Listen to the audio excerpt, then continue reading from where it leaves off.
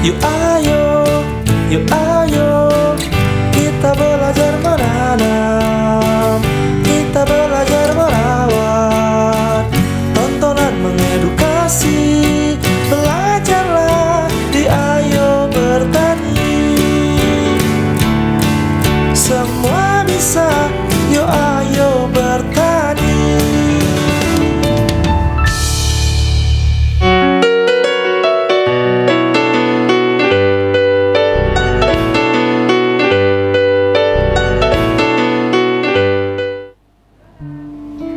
Assalamualaikum warahmatullahi wabarakatuh. Selamat sore pemirsa TVRI Sumatera Utara yang sedang menyaksikan acara ini. Apa kabar Anda pemirsa? Semoga semuanya dalam keadaan sehat ya pemirsa ya. Senang sekali saya Kori dapat menjumpai Anda ya. Tentunya setiap hari Rabu pukul 17 waktu Indonesia Barat Anda menyaksikan Ayo Bertani. Nah, seperti biasa pemirsa, kita akan membahas dunia pertanian tentunya. Dan memang banyak sekali yang perlu kita gali lagi dalam dunia pertanian ini ya pemirsa, karena banyak hal sebenarnya yang belum kita ketahui ya. Seperti sore hari ini kita akan membahas tentang tema yang menarik sekali, yaitu adalah mengenal lebih dekat pembuatan zat pengatur tumbuh dari bahan organik. Nah, tumbuhan juga membutuhkan zat pengatur tumbuhnya ya, seperti itu ya pemirsa, harus diatur pertumbuhannya dan perkembangannya tentunya melalui bahan-bahan organik yang lebih ramah lingkungan dan lebih sehat tentunya ya. Baik, akan kita bahas dengan narasumber yang sudah hadir di TVRI Sumatera Utara bersama saya di sini. Kita kenalan dulu ya. Yang pertama ada Muhammad Ibrahim. Selamat sore. Apa nih panggilannya, Muhammad atau Ibrahim? Ibrahim, Kak. Ibrahim ya. Apa kabar Ibrahim? Alhamdulillah baik, Kak. Sehat ya Ibrahim ya. Dan yang kedua ada Maulia Valentina Manalu. Ya. Panggilannya apa ini? Lia, Kak. Lia. Lia. Iya, Lia sehat? Sehat, Kak. Sehat ya. Terima kasih Lia dan Ibrahim sudah hadir ya, bersedia hadir di TVRI berbincang-bincang bersama kita di sini, tentunya membagikan informasi kepada pemirsa di luar sana tentang tema kita adalah mengenal lebih dekat pembuatan zat pengatur tumbuh dari bahan organik ya, seperti itu ya. Ini senang kali ya kita kehadiran narasumber yang muda-muda gitu ya, kece-kece. Kita tanya dulu di keseharian mereka nih apa aja ya pemirsa ya. Kalau dari Ibrahim, kegiatan sehari-harinya apa nih Ibrahim? Saya kegiatan sehari-harinya adalah mahasiswa aktif Universitas Sumatera Utara, Fakultas Pertanian, Kak. Baik. Semester berapa Ibrahim? Semester 6, Kak. Semester 6, udah mulai sibuk lah ya. Walaupun sibuk masih tetap berkegiatan juga ya. Iya, Kak. Masih sempet ya, disempet-sempetin ya Ibrahim ya. Baik, kalau mau Lia seperti apa nih kegiatannya? Sama juga sih, Kak. Aktif di UKM, aktif di kuliah juga, Kak. Sama juga, Kak. Sibuk juga. Sibuk ya. Kenapa sih kalian suka nih di bidang pertanian gitu? Karena kan kebanyakan biasanya anak-anak muda tuh milihnya jurusan ekonomi misalnya gitu kan, yang jurusan-jurusan mainstream seperti itu. Kenapa kalian tertariknya di pertanian? Kalau Lia kenapa nih? Kalau saya sendiri sih, Kak, dari diri saya sendiri untuk karena terlahir juga dari wilayah yang mengapakan pertanian gitu, Kak. Orang tua petani? Iya, Oke. iya, Kak. Mau mengembangkan gitu, Kak. Apa yang udah dipunyai orang tua gitu, Kak. Iya. Lebih mengembangkan lagi ya, seperti itu ya. Kalau Ibrahim, kenapa nih tertarik di pertanian? Memang hati udah ke situ, Kak. Oh gitu ya. Iya, Kalau Kak. udah hati yang berbicara ya. Jawabannya cuma karena hati, udah nggak bisa lagi kita tanya-tanya lagi. Pokoknya karena hatinya udah cinta aja sama dunia pertanian gitu ya. Baik, luar biasa. Nah, tentunya mereka ini adalah mahasiswa yang mengisi waktu-waktunya dengan kegiatan-kegiatan yang positif ya, aktif di organisasi seperti itu, dan juga memberikan informasi dan edukasi kepada masyarakat juga. Seperti yang hari ini mereka lakukan ya, ini juga bagian daripada edukasi kepada masyarakat. Baik, kita mulai ya perbincangan kita tentang zat pengatur tumbuh atau biasa yang disebut dengan ZPT begitu ya. Ini apa sih sebenarnya? Mungkin kalau masyarakat awam belum terlalu paham ya, apa ini sebenarnya zat pengatur tumbuh begitu. Mengapa ini harus ada zat ini begitu ya? Bisa dijelaskan mungkin Lia? JPT itu sendiri, Kak, merupakan singkatan dari zat pengatur tumbuh yang terbuat dari bahan organik alami, baik itu daun-daun, rebung bambu, yang berfungsi itu mendorong dan menstimulasi pertumbuhan tanaman, Kak. Mendorong dan menstimulasi pertumbuhan tanaman gitu ya. Makanya dinamakan zat pengatur tumbuh ya, dan dia dihasilkan dari bahan-bahan alami ataupun bahan organik seperti itu. Seperti tadi contohnya ada rebung ya, seperti itu ya. Baik, tentunya sangat bermanfaat untuk tumbuhan ya. Kemudian untuk jenis-jenisnya ada nggak nih Ibrahim dari zat pengatur tumbuh ini sendiri? Kalau jenis-jenisnya itu kan terdiri dari sitokinin, giberelin, sama auksin. Nah, dari ketiga jenis itu memiliki perannya masing-masing, Kak, bagi tanaman. Contohnya seperti tadi sitokinin, dia berperan sebagai pembentukan akar. Kalau giberelin dia sebagai perkecambahan biji, sedangkan yang auksin dia pemanjangan batang, Kak. Oh gitu, jadi dia ada spesifikasinya masing-masing ya, ada Iya, untuk Kak. akar, kemudian untuk Batang, sama biji. dan biji. Baik, berarti ini cocok sekali untuk tumbuhan-tumbuhan yang tanaman-tanaman yang memiliki biji, menghasilkan biji, kemudian cocok untuk perakarannya, begitu ya. Baik sekali tentunya.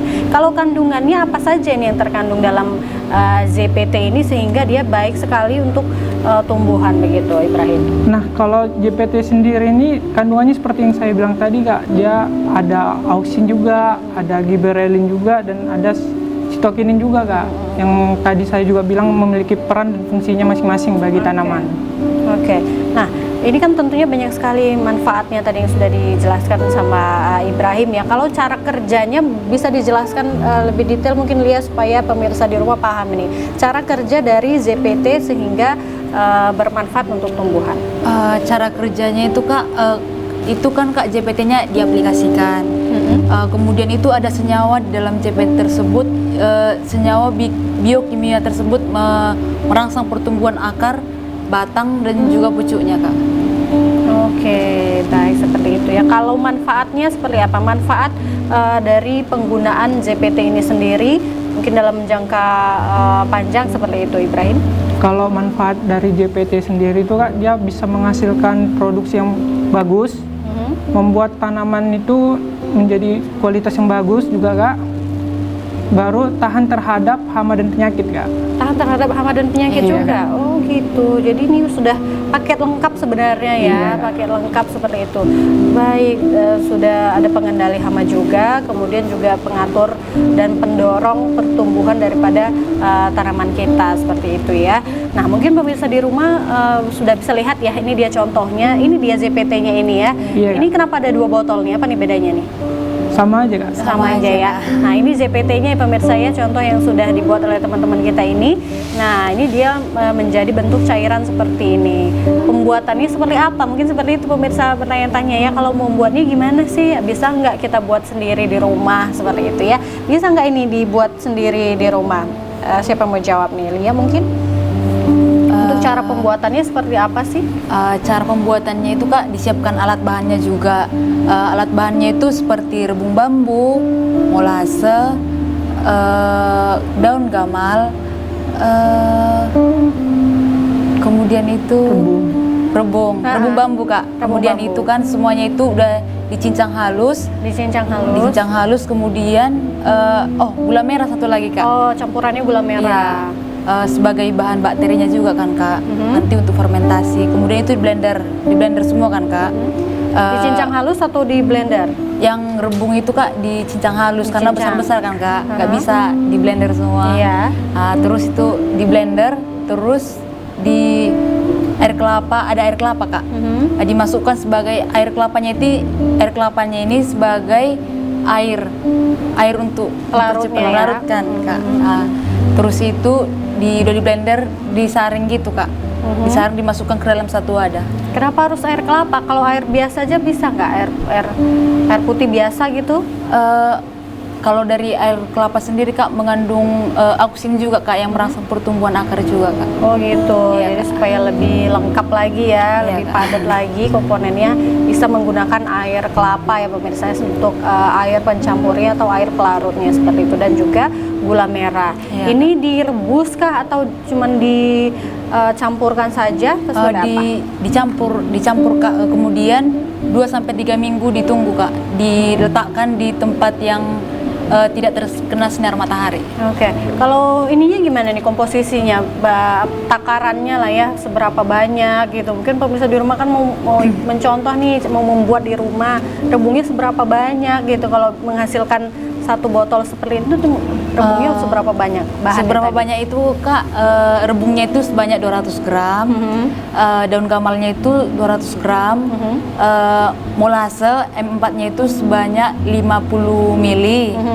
50 mili, kemudian itu untuk gula merah itu cukup 100 gram aja Kak. Air kelapa digunakan secukupnya. Oh gitu, baik. Dan itu diaduk saja semuanya sampai tercampur Iya, rata. diaduk dengan blender. Kemudian didiamkan. Iya, Kak. Selama 2-3 minggu. 2-3 minggu dalam keadaan yang tertutup Tertutup, Kak. rapat ya. Iya, Kak. Oke, dan disimpan di Tempat teduh, Kak. Tempat teduh di dalam ruangan begitu Iya, ya, Kak, suhu benar. ruang ya. Oke, seperti itu. Kemudian setelah kita diamkan nih 2-3 minggu, penampakannya dia seperti apa sudah? Itu Kak, kalau udah diamkan 2-3 minggu itu, dalam 1 minggu itu ada sekitar 15 menit dia dibuka Kak, karena JPT ini sendiri mengandung gas Kak, karena kalau nggak dibuka akan meledak gitu Kak. Oh iya, benar-benar. Iya, Kak. Ya, jadi harus tetap dipantau juga ya. Iya, dipantau Nggak juga, kita Kak. diamkan 2-3 minggu tuh bukan dibiarkan selama itu ya, tapi harus kita cek juga Perhatikan ya, juga, harus iya, Kak. dibuka seperti itu supaya gasnya menguap begitu ya, nggak sampai meledak lah begitu ya pemirsa, karena ini memang mengandung gas dia seperti itu ya. Nah, setelah didiamkan 2-3 minggu, apakah ini sudah bisa langsung digunakan? Bisa Kak, bisa langsung diaplikasikan. Sudah bisa langsung diaplikasikan, sudah selesai lah ini ya pembuatannya ya. Cukup mudah ya pemirsa ya untuk pembuatannya ya, bahan-bahannya juga tidak susah ya, tadi sudah dijelaskan juga pemirsa. Jangan lupa ya dicatat ya pemirsa ya, dicoba apalagi untuk Anda yang di sekitar rumahnya itu bahan-bahannya itu ada begitu ya, rebung dan juga apa tadi, Daun gamal Kak. daun gamal itu tadi ya pemirsa Atau ya. sering juga kita sebut dengan daun kelor Kak. Daun kelor, Iya, oh Kak. daun gamal tuh daun kelor. Iya, Kak. Oke, dan sebenarnya juga tidak susah ya mencarinya, apalagi kalau untuk Anda yang tinggal di daerah pertanian ya pemirsa ya, seperti itu ya. Boleh dicoba di rumah dengan bahan-bahan yang mudah dicari ya, tidak harus menggunakan alat apa gitu ya, Iya, Kak. zat kimia apa enggak ya, hanya campurannya adalah molase, gula merah dan juga air kelapa seperti itu. Hanya memang membutuhkan waktu yang lumayan panjang ya, 2-3 minggu seperti itu ya pemirsa ya. Baik, nah seperti itu ya, bisa dicoba di rumah karena ini memang sangat bermanfaat sekali. Mungkin bagi Anda Bapak Ibu yang memang sebagai seorang petani yang memang pasti membutuhkan zat pengatur tumbuh ini ya, supaya tanaman Anda bisa lebih maksimal lagi, lebih sehat lagi, lebih produktif lagi seperti itu ya, karena dia tadi ada mendorong pertumbuhan akar seperti itu ya, batang, biji seperti itu ya, luar biasa. Kemudian kalau untuk ini kan tadi kita cerita ZPT ini manfaatnya luar biasa gitu ya, pembuatannya juga mudah, tapi apakah ada resiko penggunaan ZPT ini, Lia? Untuk resiko Kak, ada Kak. Resikonya itu untuk lingkungan. Apa? Untuk lingkungan Kak. Untuk lingkungan resikonya apa tuh? Pencemaran udara atau biota udara gitu Kak, mencemari lingkungan Kak. Apa dari mananya tuh? Dari daun gamal tersebut Daun Kak. gamalnya ya. Oh gitu. Besar. Kemudian ada lagi resiko yang lain? Mungkin kalau dikonsumsi Kak. Mhm. Kalau dikonsumsi itu akan menyebabkan gatal-gatal, apalagi kalau dihirup ininya Kak, JPT-nya menimbulkan bersin gitu Kak. Oh gitu. Jadi walaupun banyak manfaatnya, tetap ada resikonya ya. Tapi mungkin minim lah ya kalau untuk bahan-bahan organik seperti ini begitu ya. Baik. Nah kalau untuk efek sampingnya apa nih Ibrahim? Ada tidak efek samping dari penggunaan ZPT ini? Kalau efek sampingnya pasti ada Kak, kalau kita menggunakannya secara berlebihan. Oh, kalau secara berlebihan. Iya. Apa saja tuh? Kalau misalnya efek sampingnya, kalau untuk khusus bagi tanaman, dia akan mengalami keracunan Kak pada tanaman tersebut. Kalau kebanyakan ya. Iya, Kak. Oh gitu. Jadi walaupun ini terbuat dari bahan alami, bahan organik, tapi nggak boleh sembarangan juga ya. Iya. Jangan dikira bahan alami banyak-banyak aja gitu ya, nggak masalah. Tapi ternyata dia memiliki efek samping kalau kebanyakan ya. Kemudian ada lagi efek samping yang lain, Ibrahim?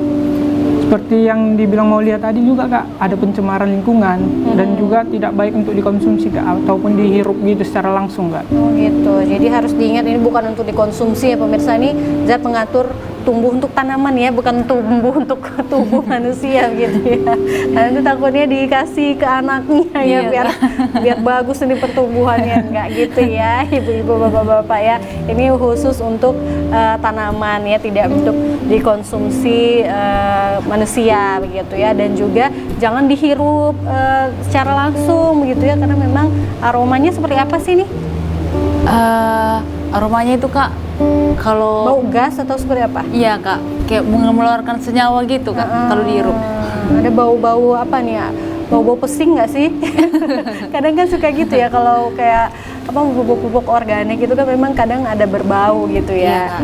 Semacam itulah Kak semacam baunya. itu ya. Jadi memang berbau gas, dan kalau dihirup secara langsung itu bisa kita kadang suka bersin-bersin ya, apalagi kalau untuk yang penciumannya sensitif ya Bapak Ibu ya. Jadi setelah dibuat udah jangan dicium-cium ya, karena kita sudah tahu lah ya bahwa ini adalah zat yang memang mengeluarkan bau yang cukup menyengat begitu ya Bapak Ibu ya, dan juga tidak untuk dikonsumsi seperti itu. Baik.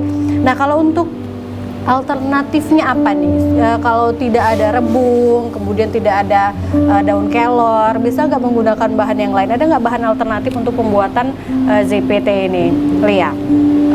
Ada Kak, seperti bawang merah tersendiri. merah? Iya Kak, bawang merah.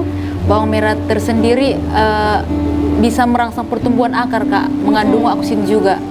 Kemudian itu air cucian beras. Air cucian beras, pengganti dari air kelapa ya? Iya, mengganti air kelapa gitu. Kak. Kemudian itu kandungan dari lidah buaya Kak. Lidah buaya. Lidah buaya. Nah, ini bahan-bahan ini dicampur atau dia sendiri-sendiri? Kalau bawang merah saja nih bahannya, satu bahan saja, atau bisa dicampur bahannya? Bisa dicampur Kak. Bisa dicampur. Di blender Kak ya. Oke gitu. Kalau bawang merah dia pembuatannya sama juga seperti yang tadi? Sama Kak. Sama ya, pembuatannya sama, cuman bahannya bisa diganti ya, ada alternatif jika memang Bapak Ibu pemirsa di rumah sulit mendapatkan rebung dan juga daun kelor.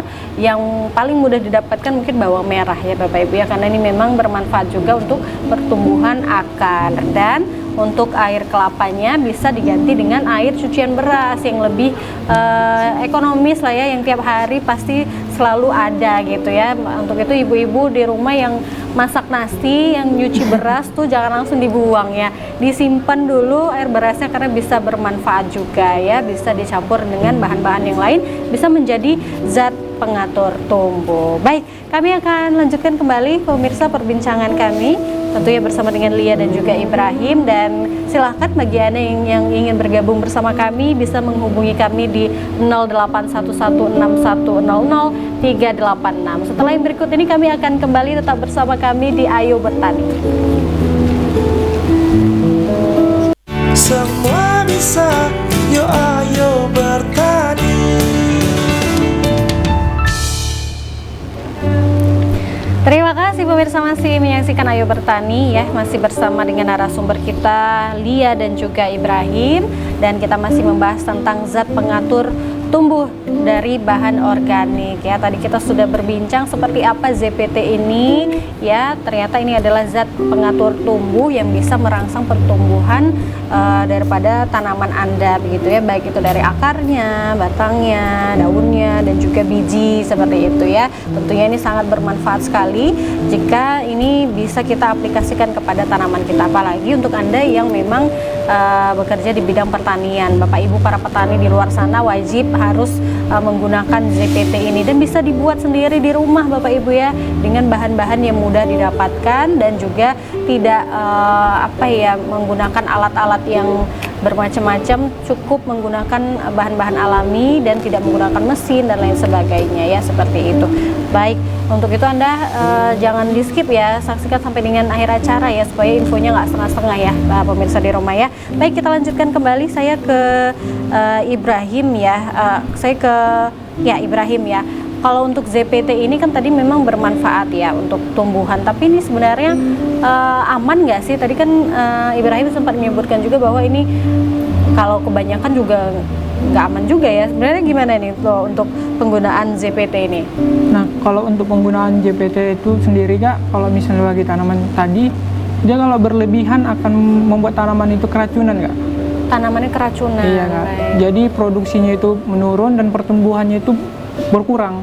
Oh gitu. Dan kalau untuk lingkungan sendiri itu akan membuat lingkungan sekitar itu akan mengalami pencemaran gitu Kak. Dan mikroorganisme pun yang di sekitarnya itu juga ikut mati Kak. Oh gitu. Untuk pencemaran lingkungan itu seperti apa itu? Mencemari lingkungan apanya ini? Karena sisa-sisa bahannya atau karena cairannya atau karena apanya nih yang mencemari lingkungan? Yang mencemari lingkungan itu Kak sisa-sisa dari bahan tersebut Kak. Oh gitu. Iya Kak. Baik. Jadi Seperti ampas-ampas dari pembuatan ZPT itu Kak. Oh gitu. Jadi ampas-ampas pembuatan ZPT yang sisa pembuatannya ini kan pasti ada ampasnya begitu ya. Nah, itulah yang bisa mencemari lingkungan dan bisa membunuh mikroorganisme seperti itu ya. Iya Kak. Oh gitu ya. Jadi harus diperhatikan juga ya pemirsa ya, walaupun ini memang bahan organik dan juga bermanfaat untuk tumbuhan, tapi tetap ada ya resiko-resikonya yang bisa ditimbulkan daripada sisa-sisa ampas-ampas daripada sisa bahannya tadi, yaitu rebung dan juga apa tadi, daun kelor itu tadi ya pemirsa ya, seperti itu. Baik, nah kemudian kan ini ada ZPT, ini yang kita bahas adalah ZPT alaminya ya, yang organik. Kemudian kan ada juga tuh ZPT zat pengatur tumbuh sintesis begitu ya, yang menggunakan bahan-bahan kimia begitu, yang biasa kita dapatkan di toko-toko pertanian, biasa suka ada tuh ya. Ini perbedaannya apa sih untuk ZPT alami dan juga sintetis ini, Lia? Untuk ZPT alami itu Kak terbuat dari, contohnya seperti ini Kak, dari bahan-bahan organik kan Kak, dari daun-daun dari tanaman yang menghasilkan pertanian. Kemudian perbedaannya itu kalau di yang sintetis itu Kak langsung diuji dari lab, langsung dari laboratorium. Jadi untuk diaplikasikan ke tanaman itu udah langsung teruji gitu Kak. Kemudian yang sintetis itu lebih mudah didapatkan Kak. Kalau kayak gini Kak, kita masih membuat gitu Kak. Iya. Tapi kalau dari keunggulannya lebih unggul mana nih? Lebih unggul yang sintesis sih Kak. Sintesis karena juga udah ya? diuji Di lab ya. Di lab ya. Jadi takarannya sudah disesuaikan gitu lah ya. Tapi kan itu menggunakan bahan-bahan kimia ya. Mungkin perbedaannya di situ ya. Kalau untuk bahannya yang ini menggunakan bahan alami, yang sintetis menggunakan bahan-bahan kimia. Tentunya bahan-bahan kimia itu memang kalau kita aplikasikan lebih cepat terlihat begitu ya, lebih cepat terlihat pertumbuhannya, perbedaannya. Tapi kalau yang alami ini dia mungkin lebih membutuhkan waktu, begitu benar ya? Lebih membutuhkan waktu, bisa kita lihat tanamannya itu bisa lebih sehat, tapi memang membutuhkan waktu. Tapi tentunya lebih aman yang organik, begitu kan ya, kalau untuk tanah. Kemudian kalau untuk jangka panjang seperti itu ya pemirsa ya, tetap ada plus dan minusnya ya. Kalau yang sintetis kan memang dia diuji di laboratorium dan memang sudah disesuaikan ya, takarannya sudah pas begitu. Jadi memang lebih simpel juga, kita bisa langsung membeli begitu ya. Tapi harus mengeluarkan biaya yang lebih besar untuk pembelian ZPT sintetis begitu ya. Kalau ini kan lebih murah kita ya, jadi nggak banyak pengeluaran untuk pembelian zat pengatur tumbuh seperti itu ya pemirsa ya, bisa disesuaikan dengan kebutuhan Anda ya Bapak Ibu di rumah ya. Kemudian kalau untuk penggunaannya seperti apa nih ZPT organik, kemudian teknik pengaplikasiannya seperti apa? Ini sudah selesai dibuat nih, misalnya Bapak Ibu di rumah yang sudah mencontoh ya, sudah selesai dibuat, cara pengaplikasiannya gimana begitu ya, mungkin masih bingung juga apakah di spray, apa dituang saja ke tanah, apa ke batang, atau seperti apa sih ini pengaplikasiannya Lia? Adapun aplikasinya itu Kak dengan cara dikocor dan disemprot. Kalau dikocor itu Kak dicampurkan itu untuk 3 sendok ZPT untuk 100 ml air. Oh, dicampur di air lagi. Iya Kak, dicampur di air, terus itu diaduk Kak, kemudian dikocor di sekitar tanaman, tapi tidak boleh mengenai akar Kak, karena bisa mengakibatkan kematian pada tanaman.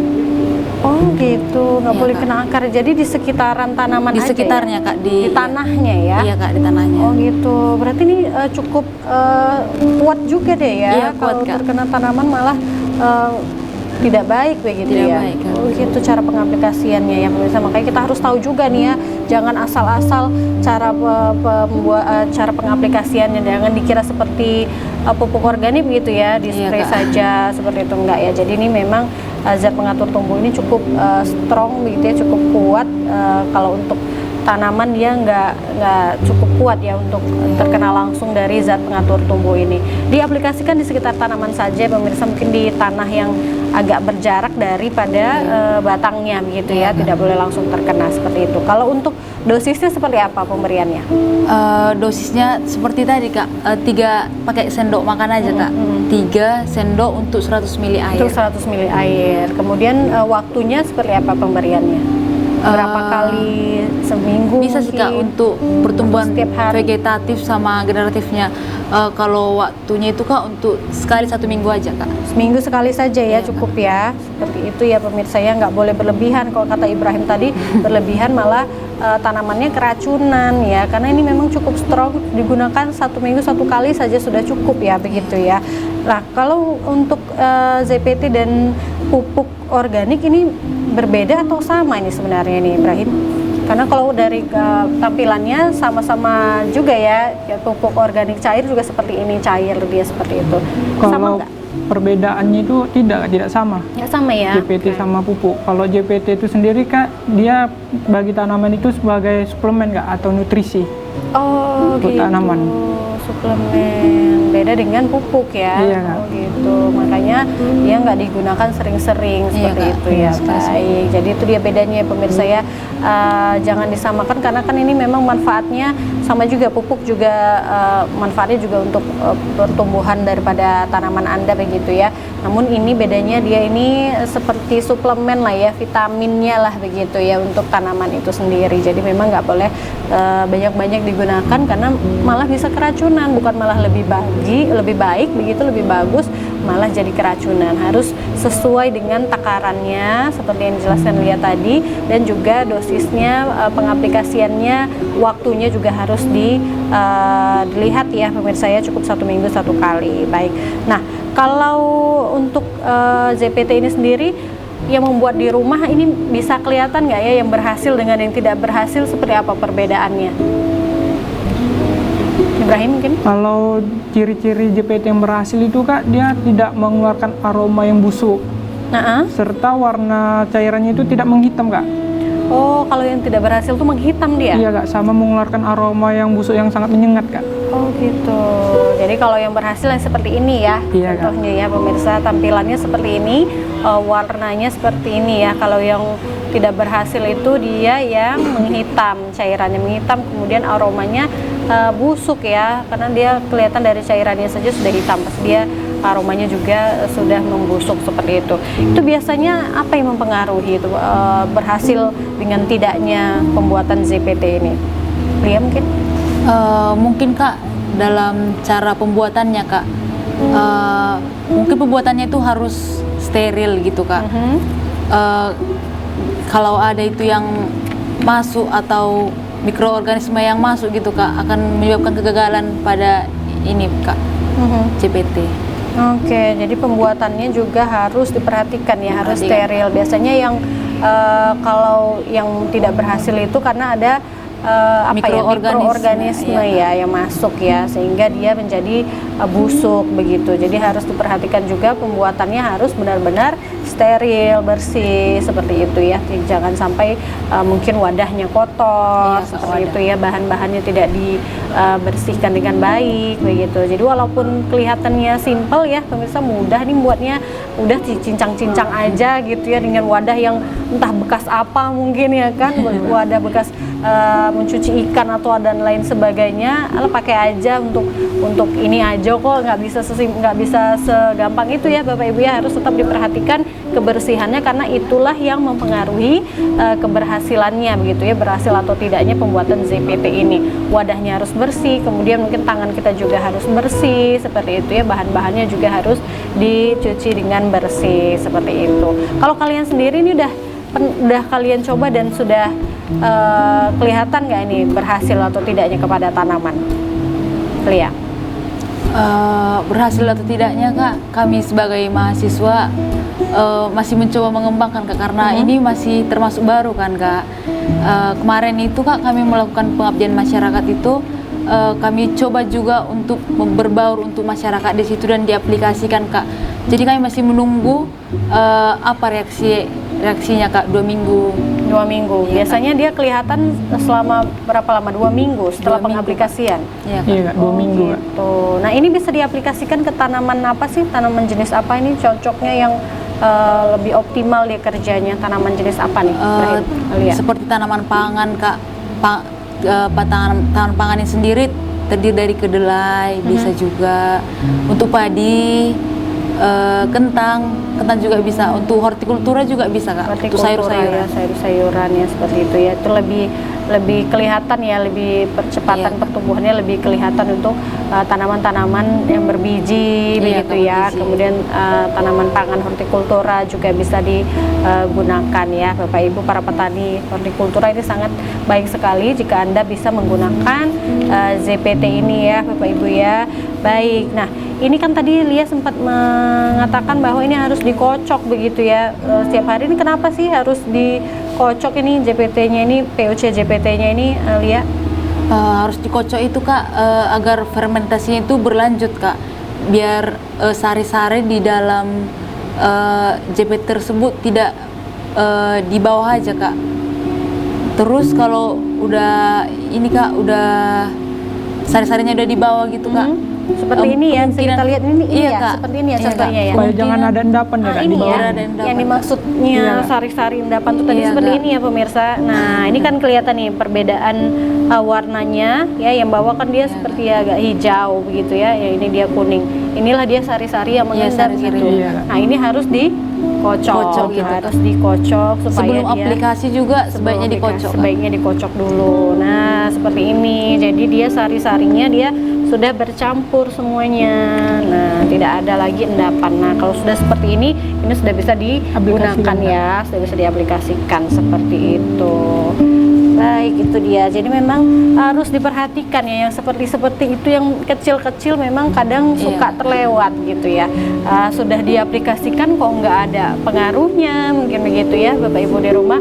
Nah padahal sari-sari itulah yang penting ya, yang penting untuk pertumbuhan daripada tanaman Anda. Jadi harus dikocok dulu supaya dia tercampur semuanya dan bisa kita gunakan ke tanaman kita ya, seperti itu. Baik. Nah kalau untuk kualitas JPT ini yang mempengaruhinya apa ini, Ibrahim? Faktor-faktor apa saja yang mempengaruhi kualitas daripada JPT ini? Yang mempengaruhi faktor kualitas JPT ini untuk tanaman sendiri akan berkembang sangat baik Kak. Terus dia menghasilkan produksi yang meningkat. Oke.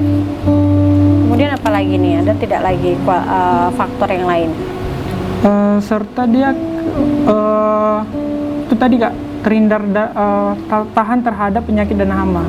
Oke, baik, luar biasa. Jadi memang JPT ini adalah zat pengatur tumbuh yang sudah lengkap kandungannya sebenarnya ya pemirsa ya, dan juga pembuatannya mudah, tidak mengeluarkan banyak biaya. banyak biaya. Benar, kalau kita membeli ZPT yang sintetis kan kita mengeluarkan biaya lagi yang cukup banyak begitu ya. Jadi untuk meminimalisir pengeluaran ya, buat aja sendiri di rumah dengan bahan-bahan yang ada di sekitar kita seperti itu ya, dan membuatnya juga mudah dan juga bisa diaplikasikan langsung kepada tanaman Anda seperti itu. Ini sama ya? Itu juga sama Kak. sama ya. Kalau segini nih berapa nih ukurannya nih? 1 liter. Kurang lebih segitu Kak. Lebih segitu 1 liter ya, dengan bahan yang 200 gram tadi ya. Iya. Nah, kan cukup banyak ya, dihasilkan dari 200 gram saja ya pemirsa ya, bisa menghasilkan 1 liter botol seperti ini, dan ini bisa tahan berapa lama nih? 1 bulan. 1 bulan ya. Kalau untuk expirednya ada nggak sih dia nih, tahannya berapa lama gitu, atau bisa digunakan sepanjang tahun. Sepanjang tahun nggak bisa kak. Ya mana tahu bisa buat dalam waktu dalam apa ya skala yang besar gitu ya, supaya nggak bolak-balik bikin, mungkin ya Bapak Ibu ya dikumpulkanlah tuh berapa kilo gitu ya kan, dibuat dengan jumlah yang banyak, disimpan gitu nggak tahan ya. Ya nggak tahan. Iya. Jadi nggak usah dibuat banyak-banyak ya Bapak Ibu ya, disesuaikan aja dengan kebutuhan ya, dibuat sedikit-sedikit seperti itu supaya dia lebih fresh juga ya, lebih fresh juga dan lebih maksimal dia kerjanya kepada tanaman Anda. Baik, luar biasa ya. Baik, kita akan lanjutkan lagi perbincangan kita pemirsa bersama dengan Lia dan juga Ibrahim. Untuk itu Anda terus saksikan Ayo Bertani, kami akan kembali sesaat lagi. Semua bisa, yo ayo bertani.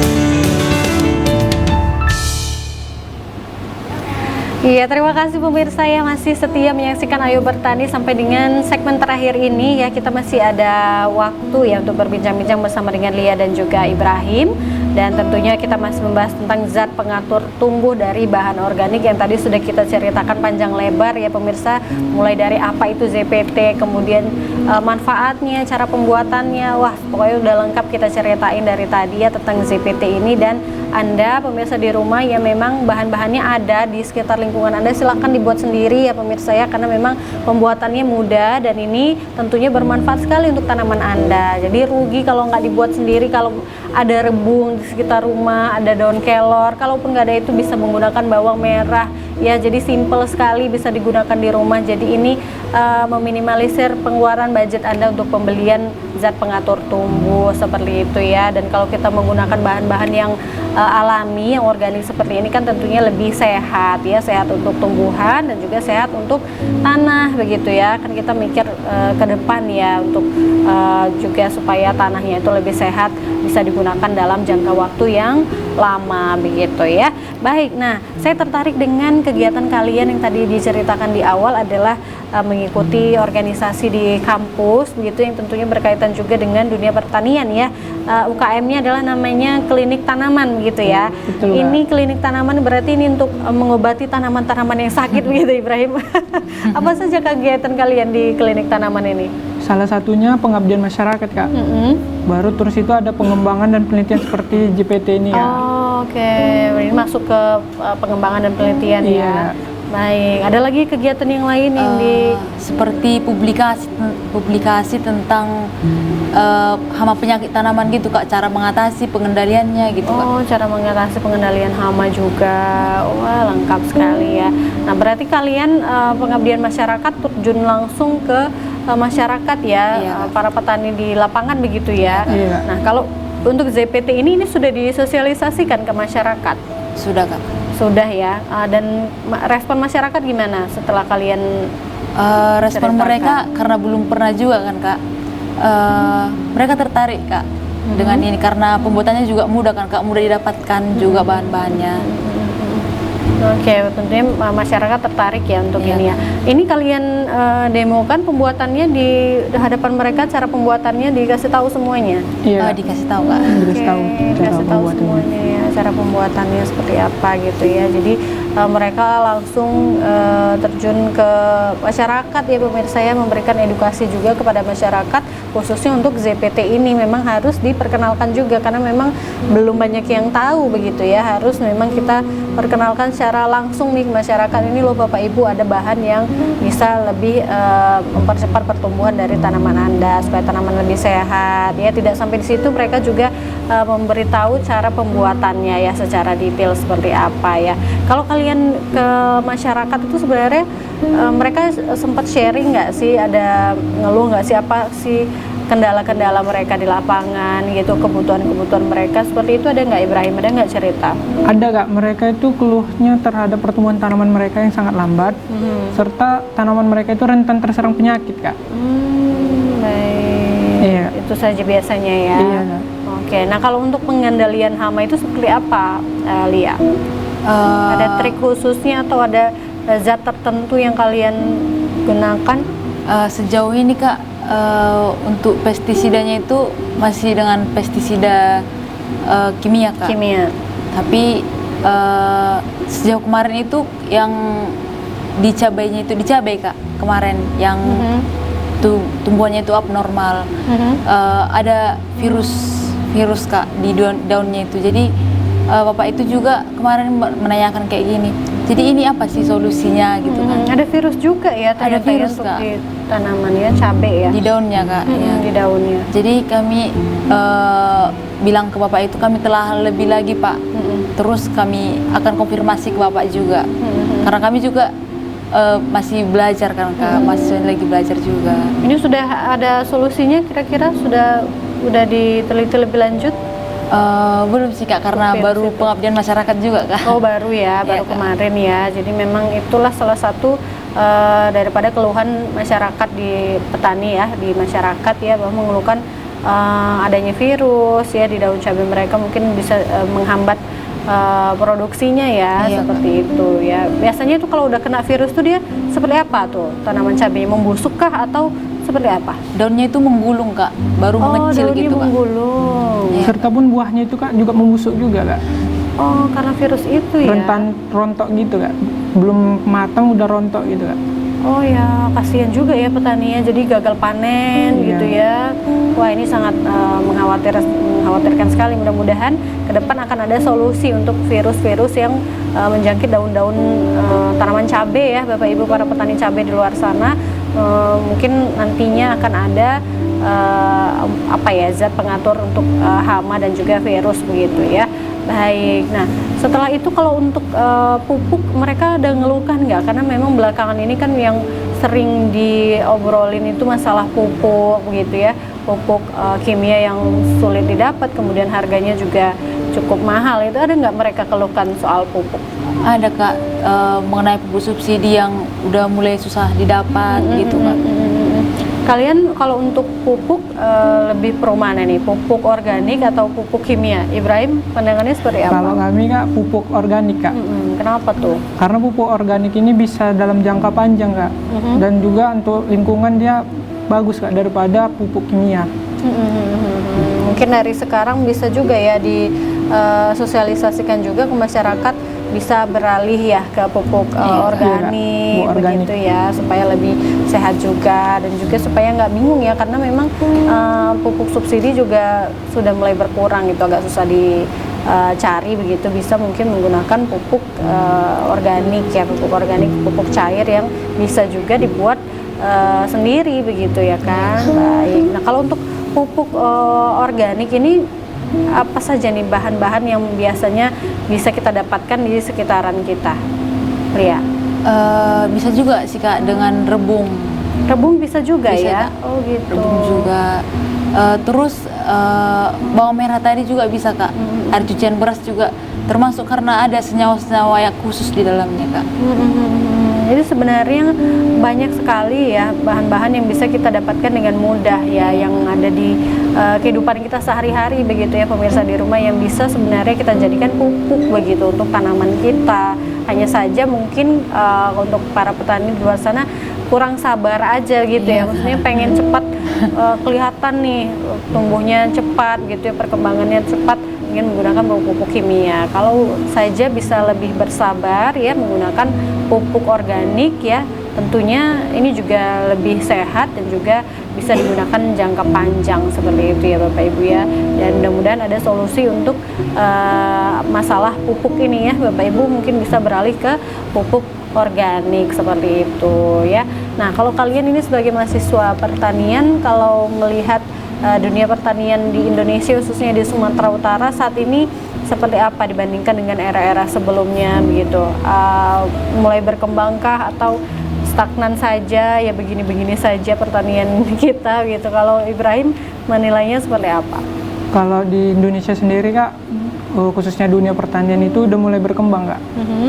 Karena sudah banyak anak muda sekarang beralih ke tani gitu Kak, untuk mengembangkan misalnya untuk membuat hasil pangan dan lain-lain Kak. Tentunya dengan bantuan teknologi ya saat Iya, ini Kak. ya, banyak sekali teknologi yang bisa membuat terobosan-terobosan terbaru di dunia pertanian. Kalau Lia melihatnya seperti apa? Karena Lia ini kan dari kecil ya melihat ya secara langsung di dunia pertanian tuh bagaimana gitu ya, karena orang tuanya juga petani. Dia sendiri melihatnya seperti apa sekarang? Sudah mulai berkembang sih Kak. Kemudian itu kalau dari pertanian Indonesia dan pertanian luar itu, karena Indonesia juga menghasilkan taman pangan sama komoditas yang paling banyak gitu kan Kak. Udah mulai berkembang Kak, tapi kami sebagai mahasiswa menelaah dan lebih mempelajari pertanian berkelanjutan ini Kak. Gimana biar lebih berkembang gitu Kak. Betul, tentunya dengan bantuan anak-anak muda ya, dengan bantuan teknologi juga yang era saat ini semakin canggih ya. Mudah-mudahan ada lagi inovasi-inovasi terbaru di dunia pertanian yang bisa memudahkan para petani di luar sana ya, Bapak Ibu para petani yang bisa merasakan manfaat daripada inovasi-inovasi baru yang dihasilkan dari anak-anak muda kita ya, petani-petani milenial, petani-petani Gen Z seperti mereka-mereka ini ya. Kita harapkan juga untuk di luaran sana anak-anak muda mulai melihat ya, mulai melek akan pentingnya dunia pertanian ya, seperti itu ya pemirsa di rumah ya. Nah ini kan menarik sekali, mereka ini selain mahasiswa ya, kuliah juga, kemudian tetap berkegiatan juga di organisasinya dan menghasilkan banyak produk-produk ya. Selain ini ZPT, apalagi yang sudah kalian hasilkan? Ini tadi masuk ke bidang apa nih tadi? Penelitian dan pengembangan. Selain ZPT, ada apa lagi yang sudah kalian hasilkan? Seperti PGPR Kak. Apa tuh? Dari akar bambu juga Kak. Akar bambu. Itu manfaatnya apa tuh Lia? Sebagai pupuk organik juga Kak bisa. Sebagai merangsang pertumbuhan tanaman juga bisa Kak. Dan salah satunya sebagai kayak pencegah hama penyakit juga Kak. Mencegah hama penyakit juga. Baik. Nah setelah itu ada lagi yang lain mungkin yang sudah kalian hasilkan, yang sudah diperkenalkan juga ke masyarakat? Dari kami sendiri Kak, kami tuh menanam tanaman obat di sekitar UKM kami Kak. Oh, apa saja tuh? Seperti kumis kucing juga termasuk Kak, karena kumis kucing itu manfaatnya apa sih kumis kucing tuh? Kenapa Kak? Kumis kucing manfaatnya apa? Bisa digunakan untuk apa? Jadi tanaman obat Kak. Jadi tanaman obat. Baik. Setelah itu apalagi yang ada di sekitar pekarangan mungkin Kak kampus? Bunga roselia. Bunga roselia yang merah Kak. Itu manfaatnya untuk apa? Untuk jantung Kak, bisa juga. Oh gitu. Ini kenapa sih kalian merasa penting untuk menanam tanaman obat di sekitaran kampus ya, supaya ini bisa juga dicontoh untuk masyarakat di luar sana yang bisa juga menanam tanaman obat di sekitaran rumah ya Lia ya. Ini kenapa ini penting untuk menanam tanaman obat begitu? Seperti kami Kak di kampus USU Pertanian perlu menerapkan kayak gitu Kak, karena melihat semakin maraknya itu petani yang tidak menerapkan hal tersebut Kak, ingin cepat gitu, cepat tapi nggak efisien Kak. Jadi sebagai antisipasi juga ya untuk tanaman-tanaman obat ini, karena tahu dapat kita gunakan untuk anggota keluarga kita yang membutuhkan begitu ya, karena memang zaman sekarang lahan pertanian juga semakin berkurang begitu ya. Jadi kalau ada lahan di sekitaran rumah atau kalaupun tidak ada tanah, mungkin bisa menggunakan polybag seperti itu ya. Harus tetap ada tanaman-tanaman di sekitaran rumah kita, dan salah satu yang penting itu adalah tanaman obat ya. Sewaktu-waktu kita butuh sudah ada di sekitar rumah kita, jadi kita nggak susah-susah lagi mencari kemana-mana, sudah ada tersedia di rumah kita ya, seperti itu. Jadi memang kita harus melek ya dengan hal-hal yang seperti itu, seperti yang dicontohkan mereka ini sangat bagus sekali ya di UKM klinik tanaman seperti itu ya. Baik, kalau untuk zat pengatur tumbuh ini kalian jual nggak sih nih Ibrahim? Untuk saat ini belum Kak, karena kan dijual, masih ya? tahap pengembangan juga Kak. Oh, masih tahap pengembangan. Iya Kak. Baik. Mungkin di luaran sana mungkin dari tadi sudah penasaran ya, pengen beli ya, seperti itu. Mungkin yang nggak mau repot-repot membuat di rumah, mau membeli gitu. Ternyata ini belum dijual ya, belum diperjualbelikan ya pemirsa, karena ini masih tahap pengembangan seperti itu. Tapi ini nanti bakal ada keinginan untuk dijual atau enggak nih Ibrahim? Kemungkinan ada Kak. Jika berhasil Kak. Kalau hasilnya bagus gitu ya, kalau hasilnya baik seperti itu bisa juga dijual seperti itu. Nah, kalau untuk di USU kan kemarin ada juga narasumber kita dari USU yang menjual tanaman-tanaman ataupun bahan-bahan pertanian begitu ya. Kalian di klinik tanaman ini ada tidak menjual bahan-bahan tanaman, kemudian seperti ini cairan-cairan untuk tanaman, ada tidak? Kami lebih fokus ke proteksi tanamannya Kak, pengendalian. Kalau menjual kayak gitu Kak, ada juga UKM yang lain yang khusus untuk itu Kak. Oh gitu, jadi memang kalau mereka lebih khusus untuk pengembangan ya, Iya, Kak. penelitian, apa-apa aja yang perlu dibuat ya, tentunya untuk mengatasi solusi-solusi daripada permasalahan petani di luar sana, apakah itu tentang pupuk, begitu ya, seperti ini zat-zat yang pengatur tumbuhan, begitu. Kemudian kalau untuk perjualbelian ada yang lain ya, UKM yang lain ya, yang khusus untuk jual beli daripada produk tanaman ataupun tumbuhan gitu ya. Baik, nah ini kita sudah di segmen terakhir ya, nggak terasa ya, mungkin dari Lia dan juga Ibrahim bolehlah kasih motivasi kepada teman-teman di luar sana ya, anak-anak muda yang supaya bisa juga gabung menjadi petani-petani milenial seperti kalian. Silakan dari Lia dulu mungkin. Mungkin Kak terus menerapkan pertanian berkelanjutan Kak, karena di Indonesia ini kita lihat Kak, pertanian semakin merosot gitu ya Kak. Kita generasi muda sebagai pemacu gitu Kak. Baik, kalau dari Ibrahim silakan. Kalau dari saya teruslah mengembangkan suatu ide-ide yang berinovasi bagi masyarakat setempat agar petani-petani di Indonesia bisa berkembang dan maju ke depannya lagi. Baik, terima kasih atas waktunya ya Lia dan juga Ibrahim, sukses untuk kuliahnya, kemudian harus tetap mengabdi kepada masyarakat juga ya, memberikan informasi edukasi kepada masyarakat. Baik, terima kasih, dan terima kasih kepada Anda yang sudah menyaksikan Ayo Bertani kali ini. Silahkan dicoba ya pemirsa, dibuat zat pengatur tumbuhnya di rumah Anda masing-masing ya. Terima kasih, mudah-mudahan perbincangan kita ini dapat memberikan wawasan baru untuk Anda, bermanfaat tentunya untuk Anda, khususnya Anda yang bekerja di bidang pertanian ya. Terima kasih ya, saya Kori dan seluruh kerabat kerja bertugas pamit undur diri. Assalamualaikum, selamat sore, sampai jumpa.